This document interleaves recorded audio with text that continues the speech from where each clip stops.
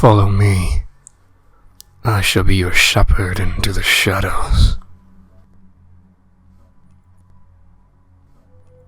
As a broke student, you know we are always looking for a way to make quick money without having to do anything you're not okay with. I've filled out online surveys, tested products for small amounts of money, and done jobs for friends and family to gather a little extra cash.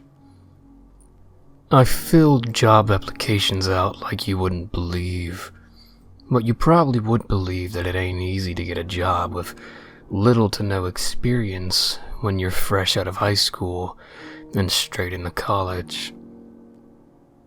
My parents gave me money during high school, and truth be told, I'd rather have been hanging out with my friends outside of school than looking for a part-time job. So I ended up in college, and experienceless. I'm rooming with my friend from high school, Kate. Kate was pretty much in the same boat as me when it came to not having experience and finding it hard to get a job.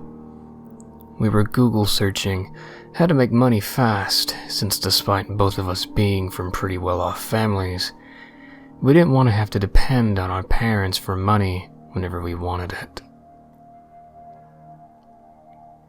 We came across a blog that had some pretty bogus ideas, but some okay ones too. The one that caught our eye was selling things we didn't want anymore on eBay for some quick cash. We figured we had plenty of stuff we could sell for a decent amount, so we both put some items up for sale and waited around. Honestly, money came in quicker than I would have thought. It wasn't huge amounts, but given we were living together and could share appliances like hair dryers and straightening irons, we had no problem selling the spares. We'd made enough money within a couple weeks to be able to take a break from it and go spend our newly earned money. We were browsing the home page to see if there was anything we fancied. "Hey," Kate nudged me. "I wonder what the weirdest shit that's been sold on here is." I let out a chuckle. "Let's find out." We clicked through ads until we came across one ad that caught both of our eyes. "My breath in a jar. Buy it now. $79.99. Kate and I looked at each other and burst out laughing. I wondered if anything like this had sold before. Kate and I looked at each other and then began to burst out laughing. I began to wonder if anything like this had been sold before, so I typed in breath in a jar, click searched, and filtered the result to sold items only. When I say I was shocked, that's a gigantic understatement. There was pages of this sort of thing. People claiming it was the breath of celebrities, their own breath, you name it. One had sold for $400 that the seller claimed was a celebrity that had died a month ago, or two prior, I believe. We had a good laugh at it all before a stupid thought popped into my head. "I bet someone is willing to pay me big bucks for my soul on here," I laughed. Kate snorted, shoving me. "You're serious? Dude, you have to post this. It would be the funniest thing ever."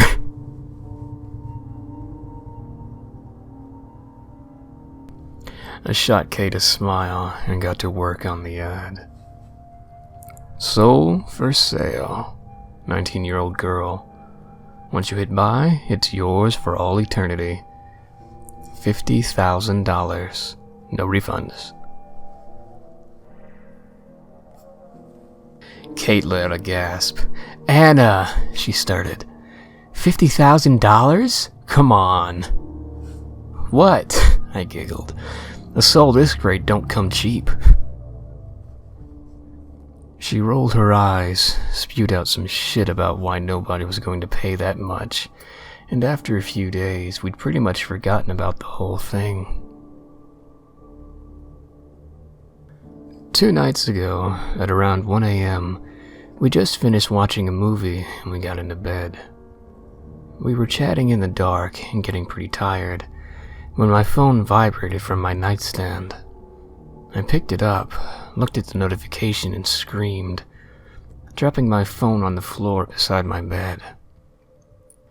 Kate jumped out of bed, picking up my phone off the floor. She too let out a scream when she read the notification. PayPal, $50,000 from redacted at xxx.com. I looked at Kate, who stood there in silence, staring at me. This has to be a joke, right? It's not real. Surely it's not real. She passed my phone back to me. I went onto my PayPal account, clicked my balance and hit withdraw. Then a notification popped up from my bank app. $50,000 received from PayPal. I screamed again.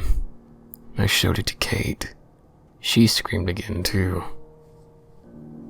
Campus security knocked on our door a few minutes later, asking if we were all right.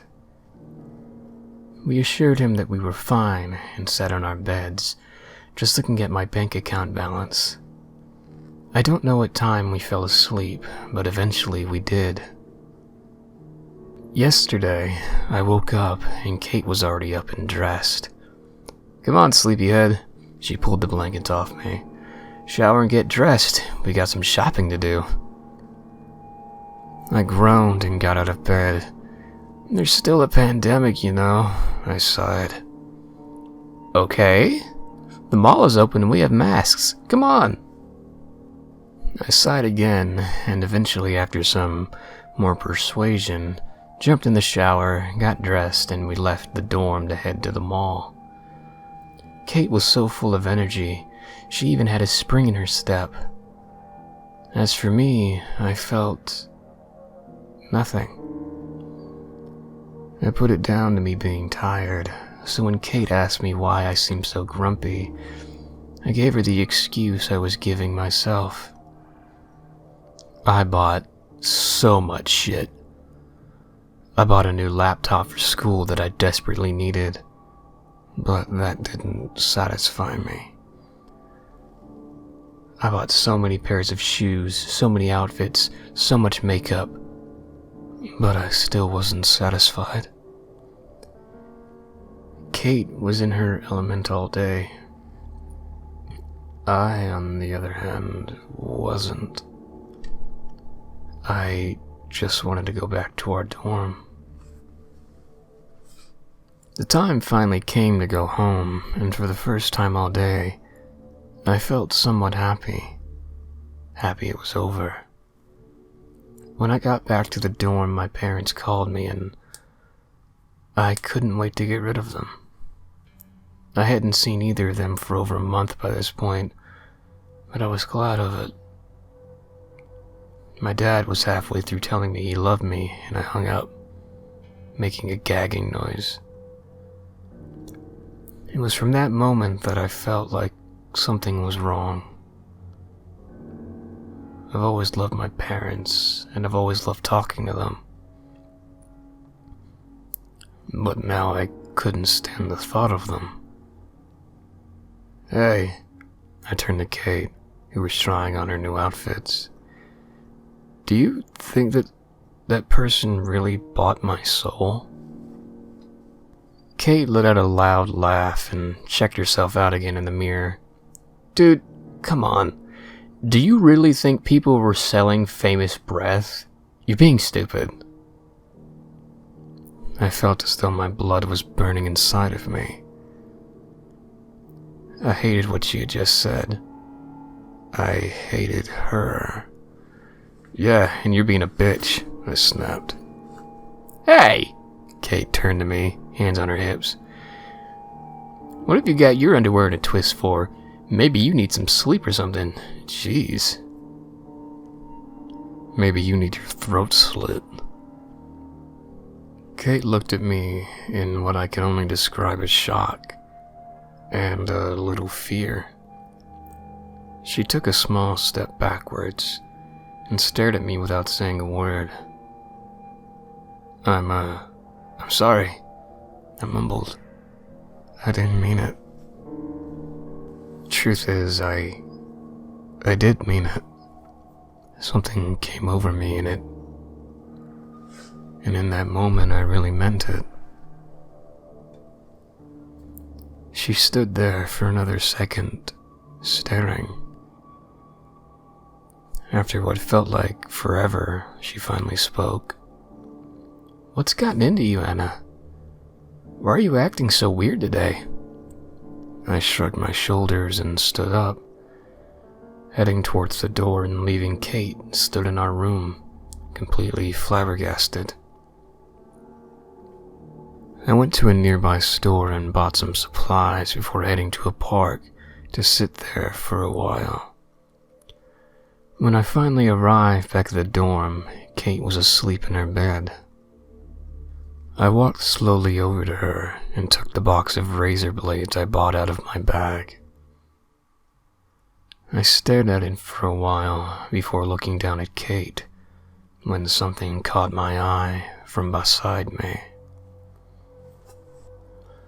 The mirror that was on the wall facing Kate's bed was showing my reflection.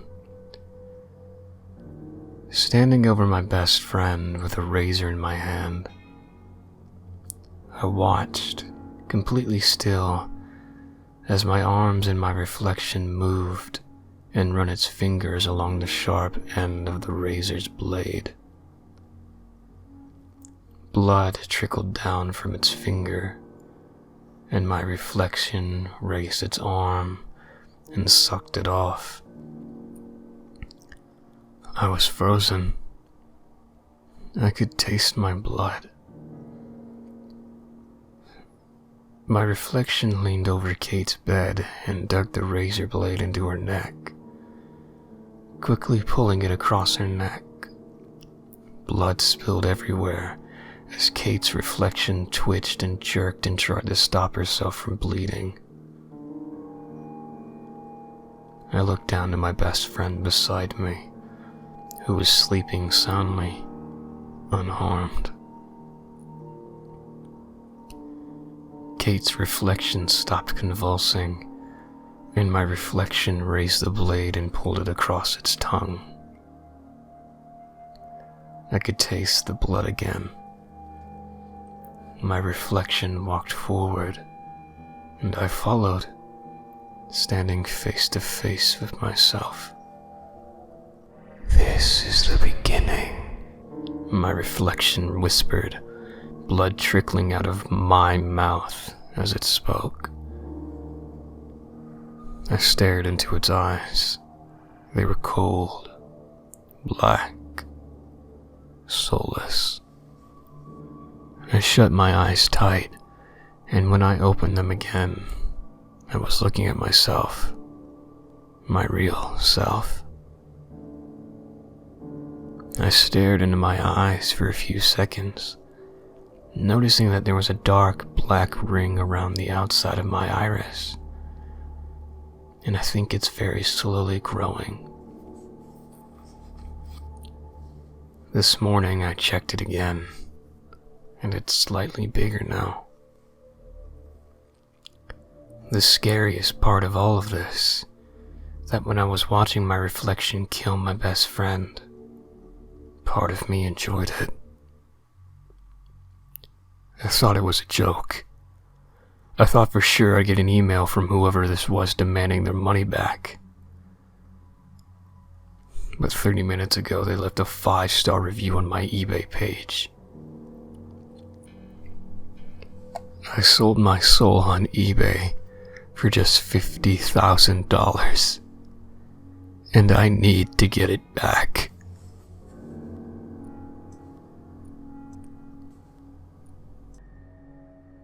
Thank you all for listening to my telling of this tale. Please, if you would be so kind, leave me a like and share this video. And if you have not already, subscribe so as to listen to me more. May your nightmares be filled with terror, and may they be plentiful. Till next time, farewell.